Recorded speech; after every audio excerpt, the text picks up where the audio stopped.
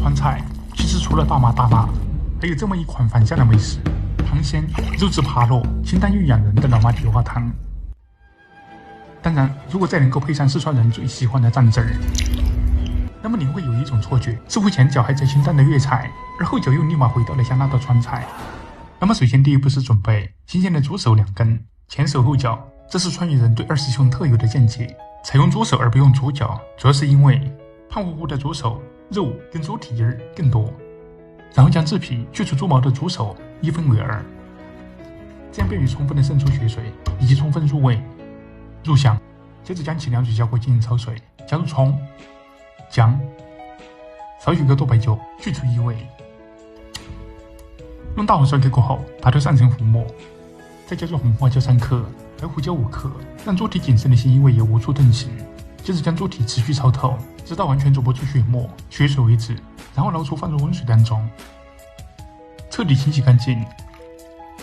以保障汤色、汤质不发黑、无异味以及猪蹄自身的品质。然后再准备黄芪2克、当归2克，这样能够让猪手更香、更加的滋补。再准备核心辅料干芸豆1碗，倒入清水当中，让其自然泡发1个晚上，充分的吸足水分，回到芸豆刚出壳时的饱满状态。那么这样炖出来的芸豆更香，更加的软糯翻沙。泡发好了过后，将芸豆控水捞出。泡发过后的芸豆大概是原来的4到5倍大小。下一步准备一口保温又恒温的砂锅，用于炖煮蹄花。首先注入适量的清水，用于炖汤。记住，用大火烧开口后，再下入准备好的猪手，那么这样猪手才不会遇冷刺激过后导致口感差。然后加入老姜3片，还有准备好的黄芪、当归，盖盖，进行炖煮。先用大火烧开，烧开过后，直接转小火进行炖煮1个小时。记住，这里一定是采用小火。采用小火，一是不会将蹄花的肉质煮散，二是不会将蹄花的肉皮组织严重开裂、皮开肉绽，而影响卖相。最重要一点是，采用小火不会将蹄花当中大量的胶质煮到汤中，而严重影响蹄花自身的品质。同时，小火不会让汤变得太浓，变得清爽、清淡，喝上一口刚好能够解去猪蹄的腻感，而不是腻上加腻。炖煮1个小时过后，猪蹄已经充分炖透，同时汤香、汤鲜也已经逐渐成型。再加入泡发好的芸豆进行炖煮，同样盖盖，用小火炖煮5到6个小时，让芸豆跟猪蹄的香味交融交替，这样刚好能够解去猪蹄的腻感。长时间的小火慢炖，让猪蹄的肉质达到最佳状态，同时让汤在清爽清淡的前提下，又不缺失鲜香。那么趁这个空余来准备一款麻辣蘸水。先在锅里面加入少许色辣油，再加入少许切碎剁细的红油豆瓣酱，采用小火进行翻炒，炒出豆瓣酱的色泽，激发出豆瓣酱的酱香。然后出锅装碗，再加入1勺前期较成有浇过的香辣红油，来复合辣椒的香味、色泽。调入少许食用盐、味精、鸡精。花椒粉半勺，砂糖半勺，蒜蓉1勺，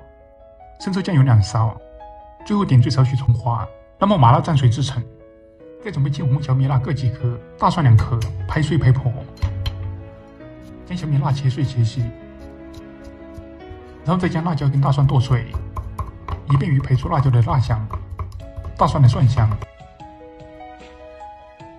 再加入少许葱花，再淋上2勺8成油温的热油，激发出香味，去除生辣味。再调入少许食用盐、味精、鸡精、香醋2勺，生抽1勺，香油1勺，